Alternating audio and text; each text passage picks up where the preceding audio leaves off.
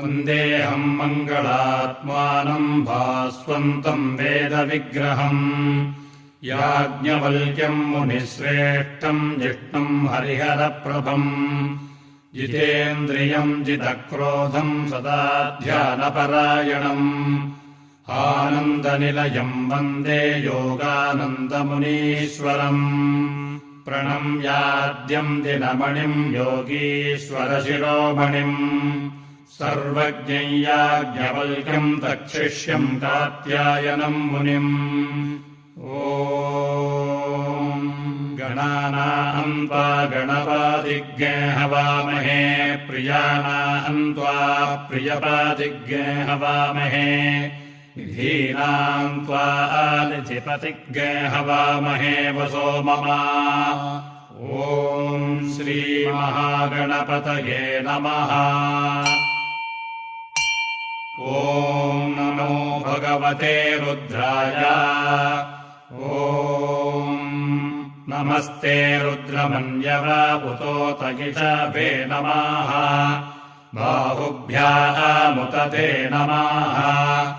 याते रुद्रशिवातनोरघोरापापकाशिनी तया आनस्तन्वासन्तामया गिरीशन्ताभिचाकशीः यामिषम् गिरिशन्तहस्ते बिभर्ष्यस्तवे शिवाङ्गीरित्रताम् कोरुमाहिग्यसीः पुरुषम् जगत् शिवेन वचसा त्वा गिरिशाच्च आवदामसि यथा नः सर्वमिज्जगदयक्ष्मग्ने सुमना असत् अध्यावोचदधिभक्ता प्रथमो नैयव्योऽभिषक् अहीयज्ञश्च सर्वाञ्जम्भयन् सर्वाश्च यातु धान्यो धराचीयः परा आसुवा असंयस्ताम्रो आरुण उत बभ्रुः सोमङ्गलाः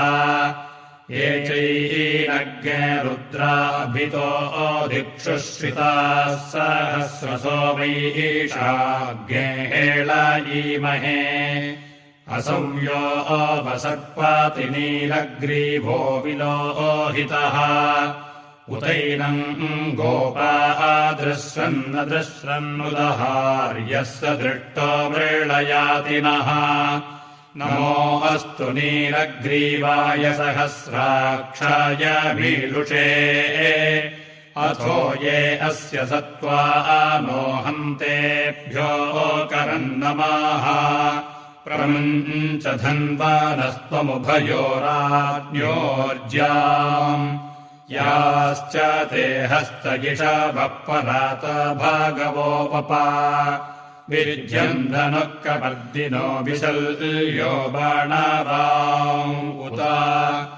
अनेसन्नस्य या इषाव आभुरस्य निषङ्गधिः परीते धन्वानो हेतिरस्मान् वृणक्तु विश्वताः अथो ययीषु धिस्तवारे अस्मन्निधे एहितम् याते एहेतम् मीरुष्टमहस्ते बभूव ते धनुः तयास्मान् विश्वतस्तमायक्ष्मया परीभुजा अवदत्यधनुष्वज्ञसहस्राक्षसते एषुधे निशीर्यशल्यानाम् मुखा शिवो नः सुमना भव नमस्त आयुधायानातताय धिष्णवे उभाभ्यामुतते नमो बाहुभ्याम् तव धन्वाने मानो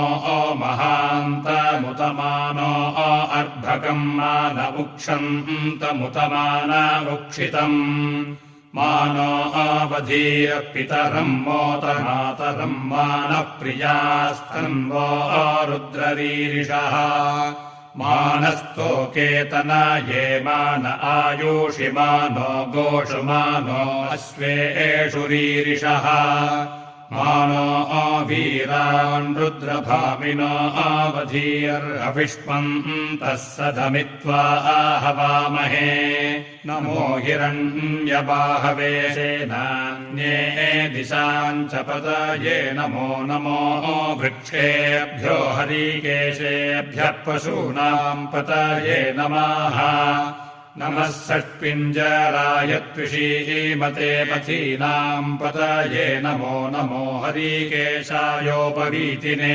पुष्टानाम् पतये नमः नमो बभ्रुषाय अव्याधिनेन्नानाम्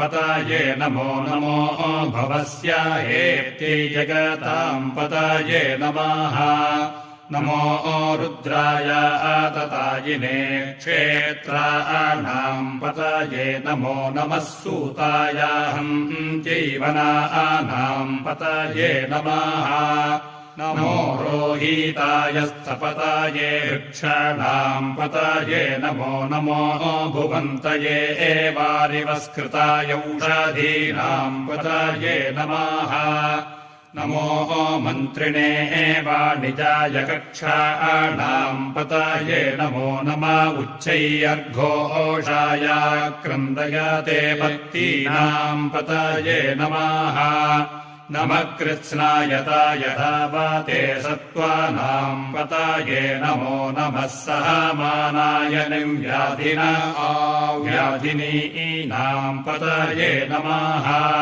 नमः ककुभाय निषङ्गिणे अस्तेनानाम् पतये नमो नमो निचेरवे परिचरायारण्यानाम् पतये नमः नमो वञ्चते परिवञ्चते अस्तायूनाम् पतये नमो नमो निषङ्गिनाय शुधिमते तस्कराणाम् पतये नमः नमः सृगायिभ्यो जिगा अग्नेभ्यो मुष्णताम् पतये नमो नमो शिवद्भ्यो नक्तञ्चरभ्यो विकृन्तानाम् पतये नमः नमः उष्णीषिणे गिरिचराय कुलञ्चानाम् पतये नमो नमः इषुमद्भ्यो धन्वायिभ्यश्च वो नमः नमः आतन्भानेभ्यः प्रतिददानेभ्यश्च भो नमो नमः आयच्छद्भ्योऽस्यद्भ्यश्च भो नमः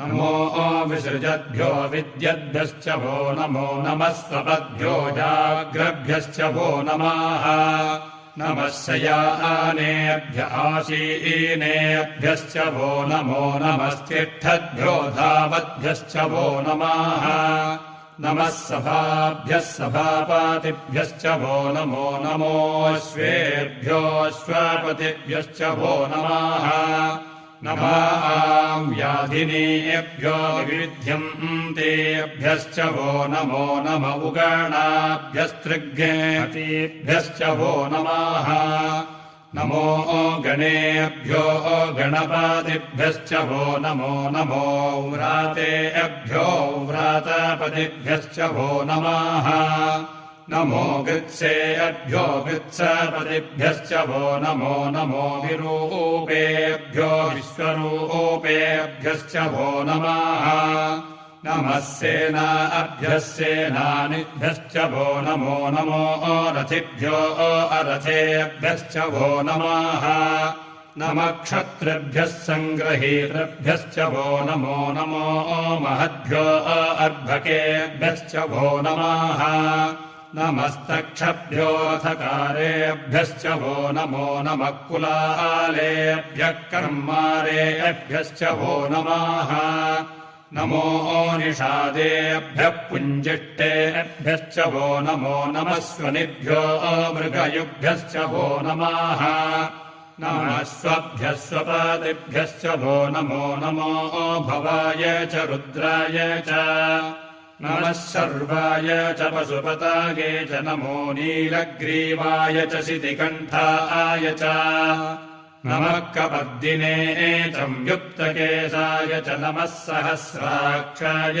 च शतधन्वने च नमो गिरिशयाय च शिपिविष्टाय च नमो मेरुष्टामाय चेषुमते च नमो अह्रस्वाय च वामनाय च नमो बृहते च वर्षीयसे च नमो वृद्धाय च सवृधे च नमो ग्रियाय च प्रथमाय च नम आशवे चाधिराय च नमः शीघ्र्याय च शीभ्याय च नम ऊर्म्याय च वस्त्वन्याय च नमो नाधेयाय च द्वीप्याय च नमो अज्येष्ठाय च कनिष्ठाय च नमः पूर्वजाय च परजाय च नमो मध्यमाय चापगल्भाय च नमो जघन्याय च बुद्ध्याय च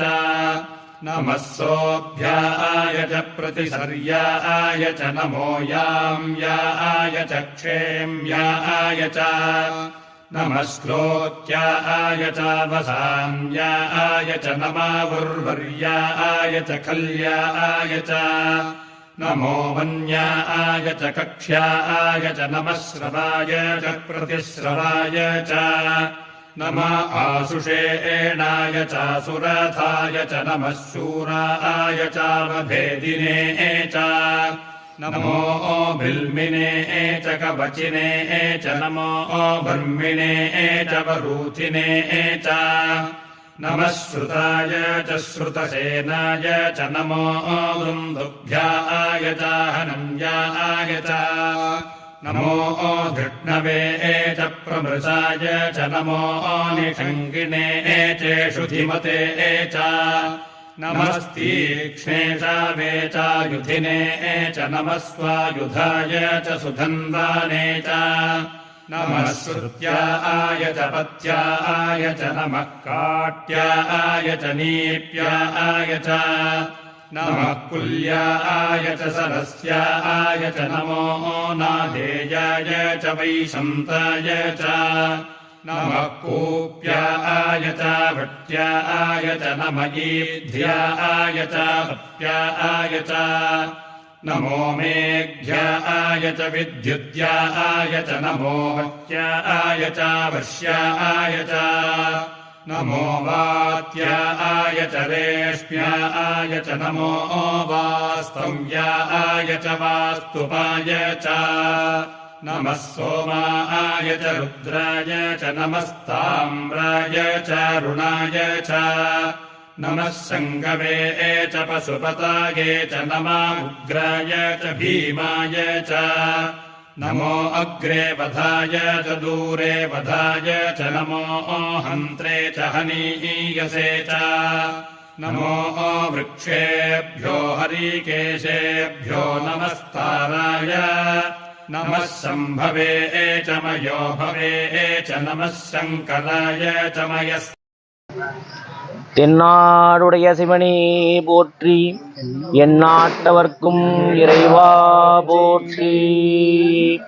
திருச்சிற்றம்பலம். காஞ்சிபுரம் மாவட்டம் உத்தரமேரூர் வட்டம் ஒரக்காட்டுப்பேட்டை என்ற கிராமத்திலே நீண்ட நெடுங்காலமாக சுமார் 1500 ஆண்டுகள் பழமையான ஸ்ரீ குணந்தந்தநாதர் என்ற திருப்பெயரிலே ஈசன் இங்கே வீற்றிருந்து அருள்பாலித்து வருகிறார். இங்கே மிகவும் பழமை வாய்ந்த ஆலயம். இந்த ஊரானது முதலிலே பெரிய வனமாக இருந்தது, காடாக இருந்து பிறகு இது மருவி திருக்கோயிலாக மாறி இன்று நடந்து கொண்டு இருக்கிறது. சுமார் ஒரு 20 ஆண்டுகள் 25 ஆண்டுகள் கழித்து இன்றைய தினத்திலே திருக்குடமுழுக்கு விழாவானது சீரோடும் சிறப்போடு நடந்து முடிந்தது. ஏறக்குறைய 15-20 பேர் இந்த விழாவிலே கலந்து கொண்டு சிறப்பித்திருக்கிறார்கள். வேண்டுவன வேண்டுவர்க்கு அருளும் ஈசன் என்ற பெயர் பெற்றிருப்பதாலே இங்கே மக்களுடைய கூட்டம் அதிகமாக வந்து கொண்டிருக்கிறது. இங்கே எல்லா குறைகளையும் தீர்த்து வைக்கும் ஈசனாக குணந்தந்தநாதர் இருக்கிறார். நல்ல குணங்களை வழங்குகிறார், மனக்குறையை நீக்குகிறார், பிள்ளை பேர் இல்லாதவருக்கு பிள்ளை பேர் வழங்குகிறார்.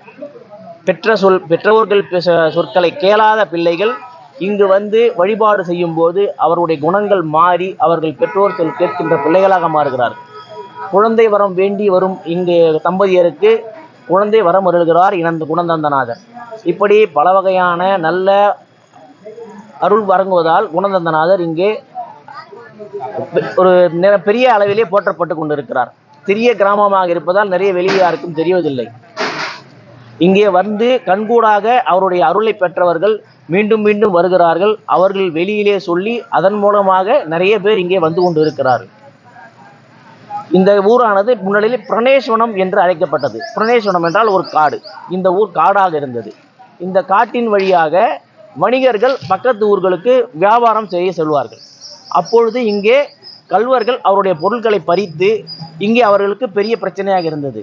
அவர்கள் இங்கு இருந்த ஈசனை வணங்கி எங்களை காத்துள்ளுமாறு கேண்டினார்கள் வணிகர்கள். அவர்களை காக்கும் பொருட்டு ஈசன் என்ன செய்தார்? வணிகர்களுக்கு காக்கும் பொருட்டு கள்வர்களுக்கு துன்பம் விட்டார். உடனே கள்வர்கள் இங்கு இருக்கக்கூடிய மாகாளியை வழிபட்டனர். மாகாளி அம்மன் கள்வர்களுக்கு அடைக்கலம் கொடுத்து அவர்களை காப்பதாக வாக்குறுதி அளித்தார். இதனால் ஈசனுக்கும் மாகாளி அம்மனுக்கும் சிறு போர் போல ஒரு நடன போர் நடந்தது. அந்த நடனத்திலே ஈசன் வெற்றி பெற்றார். வெற்றி பெற்றதனாலே அவர்கள் நம்முடைய மாகாளி அவர்கள் ஈசனை வேண்டி நான் அவர்களுக்கு அடைக்கலம் தந்ததால் அவர்களையும் காத்துள்ள வேண்டும் என்று வேண்டினார். ஆகவே கள்வர்களுக்கும் நல்ல குணங்களை அளித்ததனாலே குணந்தந்தநாதர் என்று பெயர் பெற்றார். இங்கே வரும் நல்ல மகிழ்ச்சி, மனநிறைவு, நிம்மதி போன்ற அனைத்தும் இங்கே கிடைக்கும். ஒரு பௌர்ணமி, பிரதோஷம் போன்ற விசேஷ காலங்களில் வழிபாடு செய்யும் போது அதற்குரிய நல்ல ஒரு பலன் நமக்கு கிடைக்கும். சற்றேறக்குறைய 2000 ஆண்டுகளுக்கு முன்பான ஒரு சிவலிங்கமாக இது இருக்கிறது. ஏனென்றால் நாம் எல்லா ஊர்களையும் பார்ப்போம், ஆவுடையார் வட்ட வடிவில் இருக்கும். இங்கு இருக்கின்ற ஆவுடையார் சதுர வடிவ ஆவுடையார். இது இந்த சுற்று வட்டாரத்தில் எங்கேயுமே இல்லாத ஒரு மிகவும் சிறப்பானது. இது சோழர் காலத்திற்கும் உட்பட்ட கட்டடக்கலை. அது இங்கே இருக்கக்கூடிய ஈசன் அம்பாள் திரிபுர சுந்தரி என்ற பெயர் இருக்கிறார். இங்கே இருக்கக்கூடிய வள்ளி தேவசேனா சமேதனுடைய முருகர் கும்பராசிக்காரர்களுக்கு பரிகாரத்தலமாக இந்த தலம் விளங்குகிறது. முருகர் இங்கே வேண்டுவன வேண்டுவர் கருகிறார். சஷ்டி, இந்த சூரசம்மார விழா இந்த ஊரில் மிகவும் சிறப்பாக நடக்கும். அந்த 6 நாட்களும் சிறந்த பூஜை விழாக்கள் எல்லாம் நடக்கும். சஷ்டி, முருகனுடைய திருக்கல்யாணம் போன்ற எல்லா விசேஷங்களும் இங்கே மிக சிறப்பாக நடக்கும். ஆருத்ரா தரிசனம், ஆருத்ரா அன்று நடராஜர் வீதி உலா போன்ற எல்லா நிகழ்ச்சிகளும் இந்த கோயிலில் நடந்து கொண்டிருக்கிறது. அன்பர்கள் ஈசனை வழிபட்டு அவனுடைய திருவருளை பெற்று வாழ்வாங்க வாழ வேண்டும் என்று அனைவர் சார்பாகவும் கேட்டுக்கொள்கிறேன். நம அன்பு அடியார் பெருமக்களே, இந்த செல்வ செழிப்போடு பசுமை நிறையும் காடுகளில் உரைக்காட்டிப்பேட்டை என்ற தலத்திலே குணதந்த நாத ஈஸ்வரர், அதாவது திரிபுர சுந்தரி சமேத குணதந்த நாத ஈஸ்வரர் திருக்கோயிலில் இன்று கும்பாபிஷேகம் மிக சிறப்பான முறை நடைபெற்று பல்லாயிரக்கணக்கான மக்கள் அன்னதானம் மற்றும் பல விஷயம் கலந்து கொண்டு ஆராதனைகளும் கலந்து கொண்டு இந்த குடமுழுக்கு நீராட்டு நினைந்து அவர்கள் தன்னுடைய பாவத்தை போக்கி புண்ணியத்தை பெற்றுக்கொண்டு செல்கிறார்கள். இதை முன்னிட்டு இன்றைய மாலை திருக்கல்யாணம் நடைபெற இருக்கிறது. அன்பு பக்த கோடிகள் தவறாமல் கலந்து கொள்ளுங்கள். மனம் ஆவாதவர்கள் யாராகிலும் இருந்தால் அவர்கள் அனைவரும் இந்த திருக்கல்யாணத்தில் பங்கு கொண்டால் நிச்சயமாக அவர்களுக்கு ஒரு நல்ல ஒரு மாங்கல்யம் தாரணத்தை கொடுப்பார் என்பது நிச்சயம். இந்த கோயில் மிக சிறியதாக இருந்தாலும் நாங்கள்லாம் இது பரப்பலை. அவங்களே ஒவ்வொருத்தராக அந்த வெளியூரில் நம்ம கோயிலுடைய திருப்பெயர்களை பேசி அதனுடைய வைப்ரேஷன் இங்கே நிறைய இருக்குது. உங்கள் எல்லோரும் பார்த்தாலுமே தெரியும், நம்ம கோயிலுக்கு வரும்போதே அந்த வைப்ரேஷன் நம்ம எல்லாருமே உணர்வோம். அதனால் அதில் தொட்டு அதை தெரிந்து கொண்டு தான் அனைத்து பக்த கோடிகளும் இங்கே நிரம்பி வழிகிறார்கள். உங்களுக்கும் இந்த ஒரு வாய்ப்பு இருக்கிறது, கண்டிப்பாக கலந்து கொள்ளுங்கள். நாளையிலிருந்து 48 நாள் மண்டல அபிஷேக விழா பெருவிழா மிக சிறப்பாக நடைபெற உள்ளது. அதிலும் ஒவ்வொரு நாளைக்கு ஒரு 10 பேர் மண்டல அபிஷேகத்தில் கலந்து கொண்டால் மிக சிறப்பாக இருக்கும். யாருக்கோ அது பாக்கியம் இருக்கோ அவங்கெல்லாம் கண்டிப்பாக இதில் கலந்து கொள்ளுங்கள். அதாவது குடமுழுக்கு பார்க்காதவர்கள் கண்டிப்பாக அந்த 48 நாள் ஒரு மண்டலத்தையாவது அபிஷேக ஆராதனையை கண்டுகளித்து சென்றால் உங்களுக்கு மிக பெரிய பலனை நீங்கள் எதிர்பார்க்கலாம். அன்பு அடியார்கள் அனைவரும் மாறுங்கள். நம் கோயிலுக்கு இந்த 48 நாள் ஒரு நாள் கூட கேப் இல்லாமல் ஒரு நாளைக்கு 10 பேர் வீதம் 450 பேர் இங்கே அழகாக நீங்கள் செஞ்சுட்டு போய் உங்களுடைய தேவைகளை பூர்த்தி செய்து கொள்ளலாம். உங்கள் வரத்தை நீங்கள் பெற்றுக்கொள்ளலாம் என்று அது அன்புடன் கேட்டுக்கொள்கிறோம். அனைவரும் வருக. மண்ணில் நல்ல வண்ணம் வாழலாம் வைகளும் என்ன நல்ல கதிக்கு யாதுமோர் குறைவில்லை. கண்ணின் நல்ல அக்தரும் கழுமலை வளனக பெண்ணின் நல்லாலோடும் பெருந்தக இருந்தது. சிவாய நம. திருச்சிற்றம்பலம்.